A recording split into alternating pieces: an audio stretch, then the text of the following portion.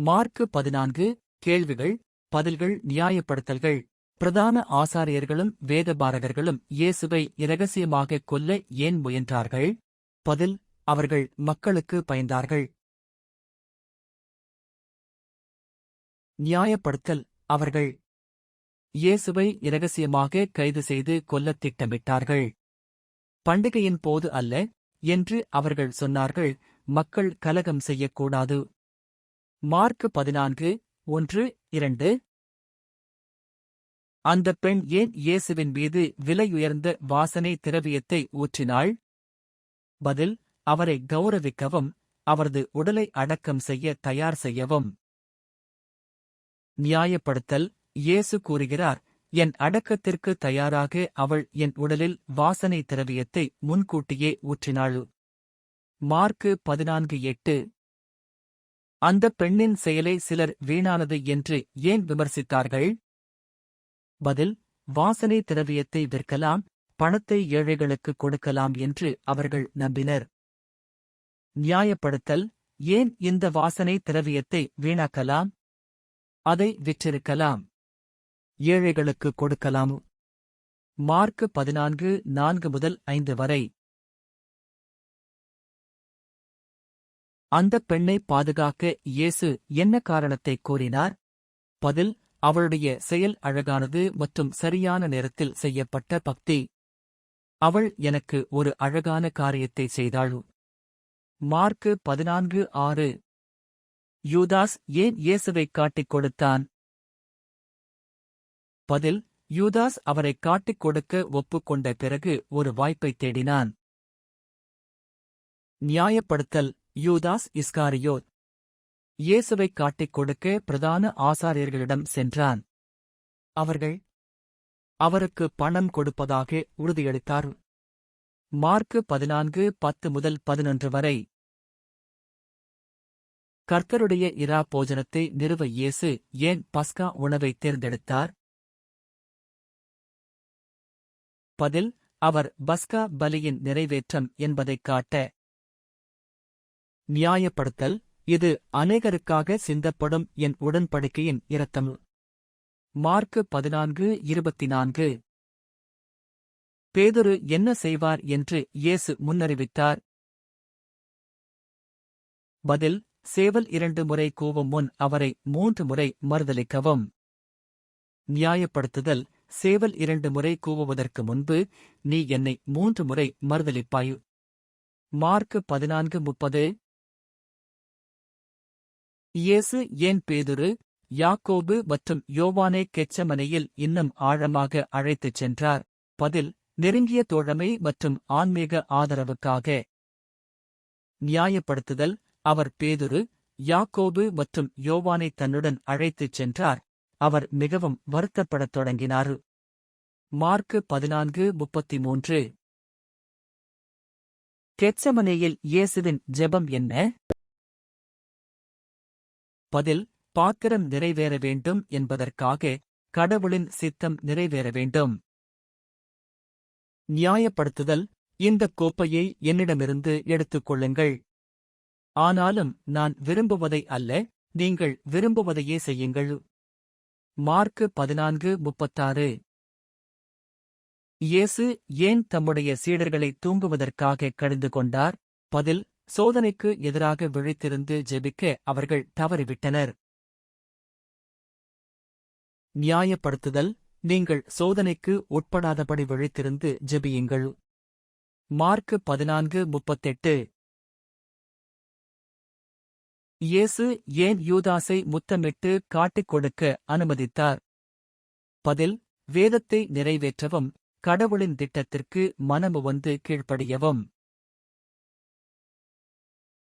நியாயப்படுத்துதல்: வேத வாக்கியங்கள் நிறைவேற வேண்டும். மார்க்கு 14:49. ஒரு சீடர் ஏன் வேலைக்காரனின் காதை வெட்டினார்? பதில்: இயேசுவின் பணியை தவறாக புரிந்துகொண்டு அவரை பாதுகாக்க. நியாயப்படுத்துதல்: கணக்கு இந்தச் செயலை பதிவு செய்கிறது. மார்க்கு 14:47. மேலும் இயேசு வன்முறையை நிராகரிக்கிறார். இணையான கணக்குகள் இந்த நோக்கத்தை உறுதிப்படுத்துகின்றன. இயேசு கைது செய்யப்பட்டபோது தம்மைக் குற்றம் சாட்டியவர்களின் பாசாங்குத்தனத்தை ஏன் சுட்டிக்காட்டினார்? பதில்: அவரது அமைதியான போதனை இருந்தபோதிலும் அவர்கள் அவரை ஒரு குற்றவாளியைப் போல நடத்தினர். நியாயப்படுத்துதல்: ஒவ்வொரு நாளும் நான் உங்களுடன் இருந்தேன், போதித்தேன், நீங்கள் என்னை பிடிக்கவில்லை. மார்க்கு 14:49. இயேசு கைது செய்யப்பட்ட பிறகு சீடர்கள் ஏன் ஓடிப்போனார்கள்? பதில்: பயம் மற்றும் ஆன்மீக தயார்நிலை இல்லாமை. நியாயப்படுத்துதல்: பின்பு எல்லாரும் அவரை விட்டு ஓடிப்போனார்கள். மார்க்கு 14:50. நிர்வாணமாக ஓடிப்போன அந்த இளைஞன் யார்? பதில்: பிடிபட்டபோது தப்பித்த ஒரு இளம் சீடர். பாரம்பரியமாக மார்க்கு என்று கருதப்படுகிறது. நியாயப்படுத்துதல்: ஒரு இளைஞன் நிர்வாணமாக ஓடிப்போனான். மார்க்கு 14:51-52 வரை. ஆலோசனை சங்கம் ஏன் பொய் சாட்சியைத் தேடியது? பதில்: இயேசுவை அநியாயமாக கண்டனம் செய்ய அவர்களுக்கு காரணம் தேவைப்பட்டது.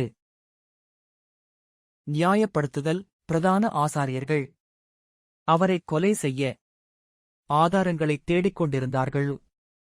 மார்க்கு 14:55. இயேசுவின் எந்த அறிக்கை அவரது கண்டனத்தை முத்திரையிட்டது? பதில்: அவர் மேசியா மற்றும் கடவுளின் மகன் என்பதை உறுதிப்படுத்துதல். நியாயப்படுத்துதல்: நான்தான் என்று இயேசு சொன்னார். நீங்கள் மனுஷகுமாரனைக் காண்பீர்கள். மார்க்கு 14:62. பேதுரு ஏன் அழுதார்? பதில்: இயேசுவை 3 முறை மறுத்த பிறகு அவர் சொன்ன தீர்க்கதரிசனத்தை நினைவு கூர்ந்தார். நியாயப்படுத்துதல்: அவர் மனம் உடைந்து அழுதார். மார்க்கு 14:72. சுருக்கம்: மார்க்கு 14. மார்க்கு 14 இயேசுவின் சிலுவை மரணத்திற்கு முந்தைய இறுதி மணிநேரங்களை வெளிப்படுத்துகிறது. மதத் தலைவர்கள் அவரது மரணத்தை திட்டமிடுகிறார்கள். ஒரு பெண் அவரை அபிஷேகம் செய்கிறாள். இது அவரது அடக்கத்தைக் குறிக்கிறது. யூதாஸ் அவரை காட்டிக் கொடுக்கிறான். கடைசி இரா போஜனத்தில் இயேசு புதிய உடன்படிக்கையை நிறுவுகிறான். கெத்செமனேயில் இயேசு ஆழ்ந்த வேதனையுடன் ஜெபிக்கிறார். அதே நேரத்தில் அவரது சீடர்கள் விழித்திருந்து ஜெபிக்கத் தவறிவிடுகிறார்கள். அவர் காட்டிக் கொடுக்கப்படுகிறார், கைது செய்யப்படுகிறார், கைவிடப்படுகிறார், பொய்யாக குற்றம் சாட்டப்படுகிறார். அவரது அடையாளத்தை உறுதிப்படுத்திய பிறகு கண்டனம் செய்யப்படுகிறார். பேதுரு அவரை மறிக்கிறார். இயேசுவின் தீர்க்கதரிசனத்தை நிறைவேற்றுகிறார். இந்த அத்தியாயம் இயேசுவின் கீழ்ப்படிதல், மனித பலவீனம் மற்றும் சிலுவைக்கு வழிவகுக்கும் தீர்க்கதரிசன நிறைவேற்றத்தை நிரூபிக்கிறது.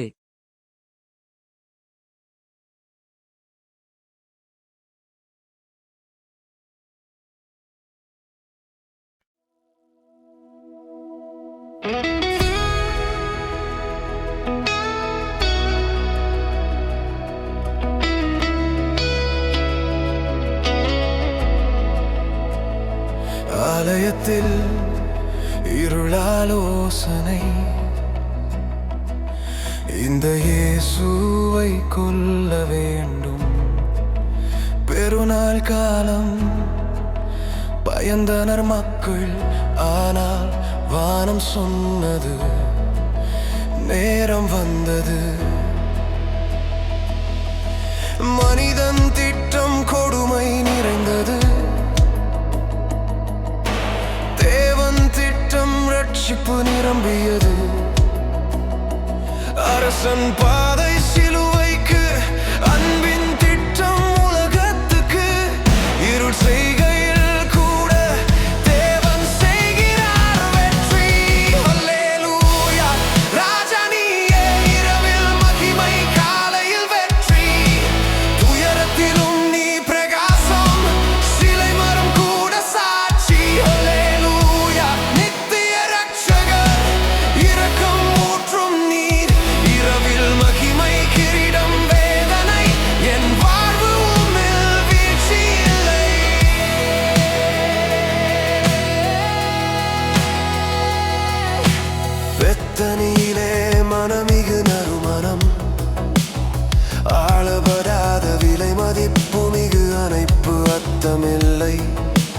என்ற கூட்டமே.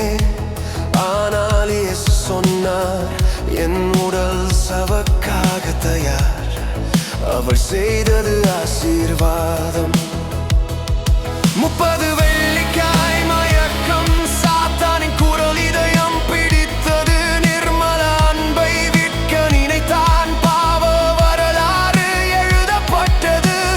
இரக்கம் கொண்ட தேவன் கூட அவனை நேசித்தார் இறுதி வரை. அப்பமே உடைந்தது, இது என் உடல். கலசம் உயர்ந்தது, இது என் இரத்தம். புதிய உடன்படிக்கை வெற்றி பாடல், பரிசுத்த அன்பின் உடைமைகள், ரட்சிப்பின் விருந்துக்கு அழைப்பு. அல்லேலூயா. ராஜா நீயே, இரவில் மகிமை, காலையில் வெற்றி. துயரத்திலும் நீ பிரகாசம், சிலை மரம் கூட சாட்சி. அல்லேலூயா. நித்திய ரட்சகர், இரக்கம் ஊற்றும் நீர். இரவில் மகிமை, கிரீடம், வேதனை. என் வாழ்வு உம்மில் வீழ்ச்சி இல்லை.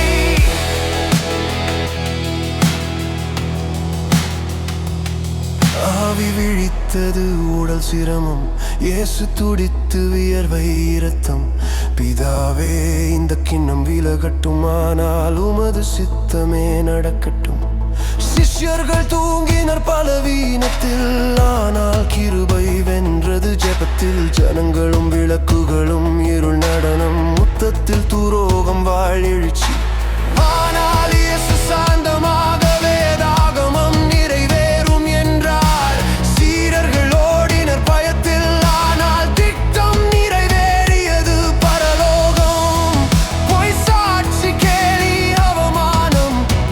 நான் தான் என்ற மெசியா வலிமை, ஆனால் பேதுரு 3 முறை மறுத்தான். செவி வழி ஞானம் கண்ணீரை வர வைத்தது.